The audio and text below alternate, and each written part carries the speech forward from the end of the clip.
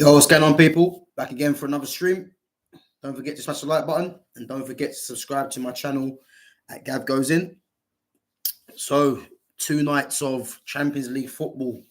So, you had the first semi-final, Real Madrid and Bayern Munich, and then last night's game between PSG and Borussia Dortmund. You know what? I'm just going to start off quickly. It's funny how things work out. If we mention the first game between Real Madrid and Bayern Munich, Jude Bellingham, a player that is often hailed as a player that's going to win the Balon d'Or. In my opinion, it's a disgrace that he's been mentioned in this conversation. And to be honest with you, I think this week's Champions League just showed the level in how certain players are overlooked and how certain players that are hyped not delivering. Jude Bellingham comes off in the second half, got replaced by Brahim Diaz, and then immediately, obviously, Real Madrid win a penalty which Vinicius Jr. dispatched. Having watched the game, Jude Bellingham was poor. Like he is someone, which, and I've got friends that always message me as well saying that, Jude Bellingham, even ludicrous comments like, he's the Zidane of his era, which I just don't understand that thinking. And it just shows you, when it comes against the elite teams or the better teams in Europe, this guy doesn't perform, and as I said, like he was so poor. Ancelotti, as I said, took him off, and on the other hand, you had Jamal Musiala, who was arguably Bayern Munich's best player, their most threatening player on the night, and showed levels. And I think him and Jude Bellingham are actually the same age. I think they're both 20 years of age. So it just shows you how the levels are, and I believe once, I don't believe I know, once Real Madrid get a striker, whether it be Mbappe or whoever they go for, Bellingham's numbers are gonna get less and less, because anyone that knows anything about football will know that he's playing in a system for Real Madrid, and he's capitalizing on the team. And he's the guy that is the beneficiary of getting the goals. But if you actually look at his general play is nowhere near the level of a Real Madrid. They've got players like Camavinga, Tchouaméni, veterans like Luka Modric, Toni Kroos, and then obviously you've got Federico Valverde in there as well. You've got a young Arda Güler who's going to come through. Even Brahim Diaz. You've got all these technicians in the midfield, and he's the odd one out. And the reason he's the odd one out is because on a basic football level, he's the less talented out of all them. But he's playing style in terms of his running power, his ability to get into the box is being utilized. But people seem to be confusing that with that this player is actually that good, And you saw last night that how poor he was, and as I say, Ancelotti ended up taking him off. And on the other hand, you've got Jamal Musiala, who was running the show, And then we go into the last night's game, Jadon Sancho putting in a man of match performance. There was people saying that he can't take on his man, And why this is a lie is because people are choosing to judge every player the same. Jadon Sancho has never been a player that is just gonna get the ball out of his feet and just chase after the ball and show unbelievable pace. That isn't his game. His game is more of a, sucking the defender in and then skipping past them. So I think what people do is that they just try to judge someone like a Sancho on players that are being held up in today's game as just pace merchants and the way that they take players on, And if you see the way that Jadon Sancho dribbles, there's no one really in world football other than the likes of like a Vinicius Jr., Jamal Musiala, playing in obviously in Europe. I'm not going to mention Messi and Neymar because obviously they're playing in one's playing in America, one's playing in Saudi. But in terms of Europe, I'd put Lamine Yamal in there as well. João Felix, I'll put in there. Jack Grealish. It's probably a few more. These kind of players, the way they dribble, players that play out wide, the way they dribble is there's a consistent theme in what they do in terms of ball manipulation, keeping the ball close to their feet. And people seem to think that because Sancho hasn't got the pace of like a Rashford, like an Mbappe, that he doesn't take on his man. But there's different ways in being able to go past the defender, which he showed against someone like Nuno Mendes, who's very, very quick. But Sancho gave him a problem all game, And it's funny how football's worked out where you've got Jadon Sancho in one hand, Jude Bellingham in the other. And the way that they kind of talk about both players, you'd think that Bellingham is a better player than Sancho when he's not. You know what I mean? So don't let numbers conflate your argument as to what players are actually better. Players that have high technical ability will always win above athletes. You know what I mean? No one can tell me otherwise. If you look at the list of Balon d'Or winners, a lot of these players, I think the anomaly would be someone like a Cristiano Ronaldo, who obviously did have a technical ability, but not to the level of the previous winners. The list is endless in terms of Ronaldinho, Zidane's, R9. What's his name? Pavel Nedved, I think, might have won. Is Pavel Nedved? I think he won European player.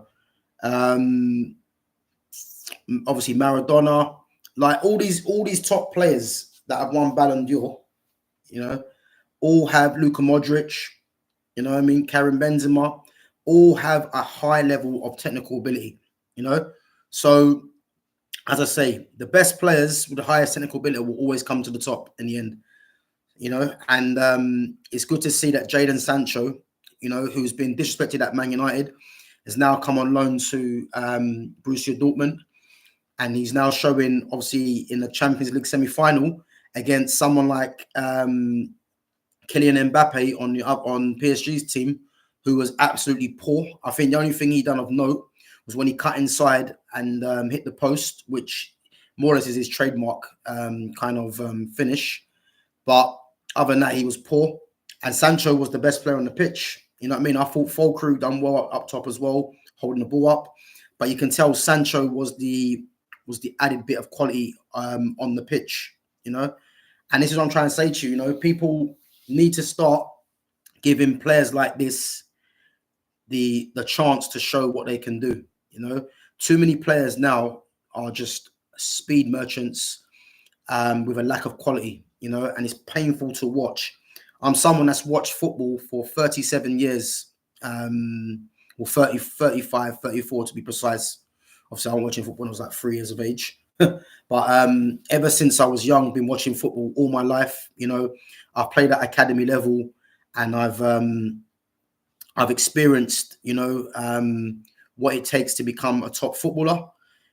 I've played against players, that are that were obviously regarded as the greats of the game in England.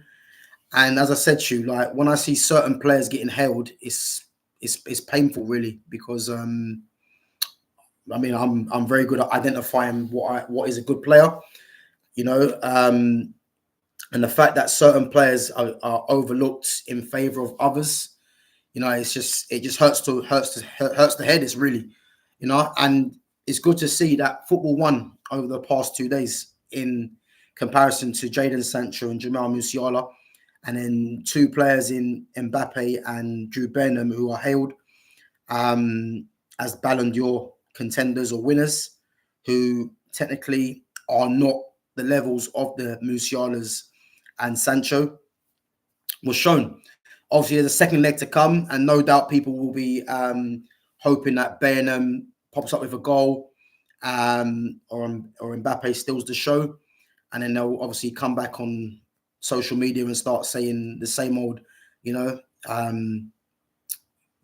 same old propaganda for these players. But as I said, yeah, it's good to see that Sancho shine and Musiala shine. And in theory as well, Vinicius Jr. I've been saying Vinicius Jr. at the moment is arguably the best player in the world, but doesn't have the PR to show. You know, if Real Madrid win the Champions League, there's no doubt in my mind that Vinicius Jr. should win Balon d'Or.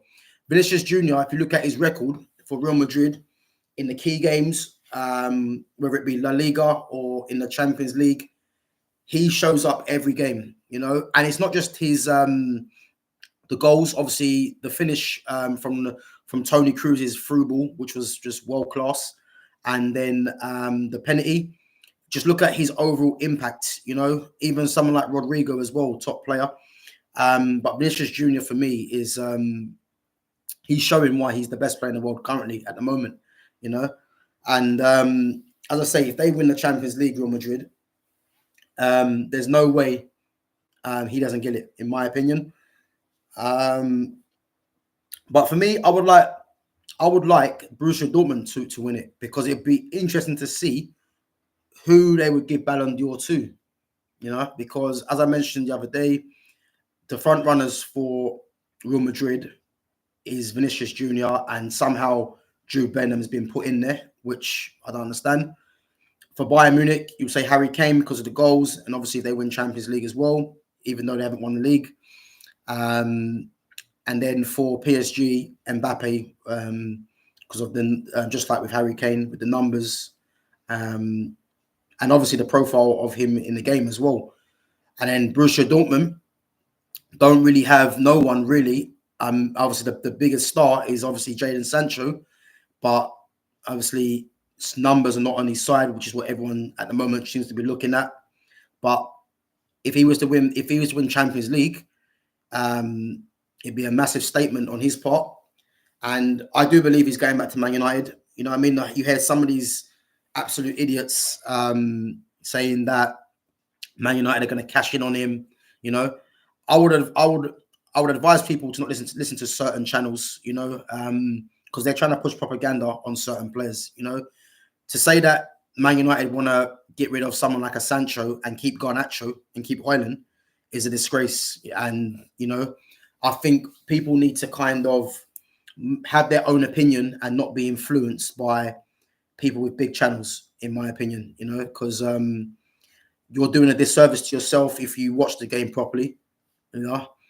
And if you genuinely think that Sancho should be sold to keep the likes of Garnacho, you know, a Rashford, a Højlund, an Anthony, then I don't know what to tell you, because, you know, they're nowhere near Sancho's level. And, you know, for me, he's coming back, you know. So, yeah, I just hope that Sancho can continue the job for Dortmund in the second leg. And then he comes back with the confidence to kind of show the fan base, Man United fan base, you know, this is the kind of player that he is.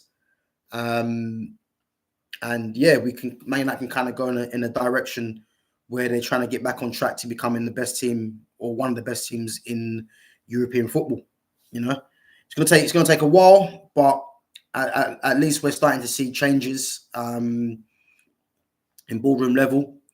And now it's just, you know what I mean, replacing the manager, and then trying to get a playing squad that's going to be befitting of a new manager, that and in the style he wants to play. So, but yeah, we can look forward to this. Yeah, and for sure, I think if Man United do get this appointment right, then I think we can kind of say, you know, Man United are now finally being a serious club again, you know. But yeah, so that was the Champions League roundup. Who do I think will prevail? You know, obviously Dortmund are 1-0 up. They began to depart the Princes in the second leg. Obviously, PSG's fans will be behind them. I think if Dortmund can get through the first half without conceding, I think they should have enough to kind of see it out. They've got obviously Matt Hummels at the back, who's very experienced. Nico Schlotterbeck is there as well. Emre Can, who's the captain. And then they got players with pace like Karim Adeyemi, who's very quick on the break. And obviously they've got Sancho, who's the star man as well, to have the guile and the creative mind to kind of keep the ball as well, and then to set up chances for Fulkrug, who I believe will start the game as well. So yeah, but obviously with PSG's fans behind them, Mbappe is going to have a point to prove. Ousmane Dembele as well against his former club. No doubt that they'll be trying to have a say in the second leg. But my prediction is I think Dortmund will hold on to it. You know, I can see PSG scoring, but I think Dortmund might get a goal. I think Dortmund will score as well. You know, so my predictions for the second leg, I can see it being a 1-1 draw, which will take Dortmund through 2-1 aggregate. And then for the Real Madrid Bayern Munich game, second leg is going to be at the Bernabeu. I can see Real Madrid prevailing. When it comes to Champions League, when it comes to Carlo Ancelotti, they just get it done. And that first leg showed me that, you know, as much as this is what Bayern Munich are playing for this season, I think Real Madrid will just get it done in the end at the Bernabeu, as they always tend to do, really, you know. Yeah, so I can see Real Madrid winning that the second leg. I think 2-1. I think Bayern might score, but I think Real Madrid will probably win it 2-1 and then go through to the final, which I believe they'll be playing Borussia Dortmund if all goes to plan. You know, I'm gonna be back tomorrow. I'm gonna do a set on Anthony Martial, who, as I say to you, is no hiding. He's one of my favourite players at Man United, a player that's been criminally undervalued at Man United. It looks like he's leaving at the end of the season. I think I'm just hoping there's a little bit of hope, you know, that he can come to an agreement with United. But I'm going to do a little set on him in terms of, you know, how he's been undervalued at the club.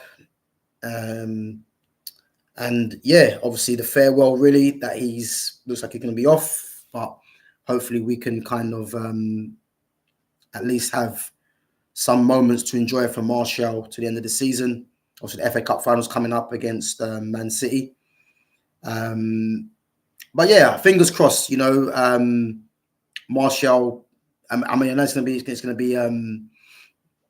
It's highly unlikely, but I'm just hoping that him and even Varane can agree a contract with the club. The club kind of look at it and think, you know what, we need to hold on to these two players of quality. And even if you reduce their wage, if you feel that's what needs to be done, hoping that they can kind of, you know, agree a deal with the club and then help the club recapture some moments or some past glories that they can kind of get back to, you know. So yeah, be sure to follow me tomorrow. I'll be live tomorrow at 12 o'clock. And then say, if you've got any comments, guys, to drop in. If you have a difference of opinion, don't be shy to chat, to message in the chat. And don't forget to subscribe to my channel at Gav Goes In.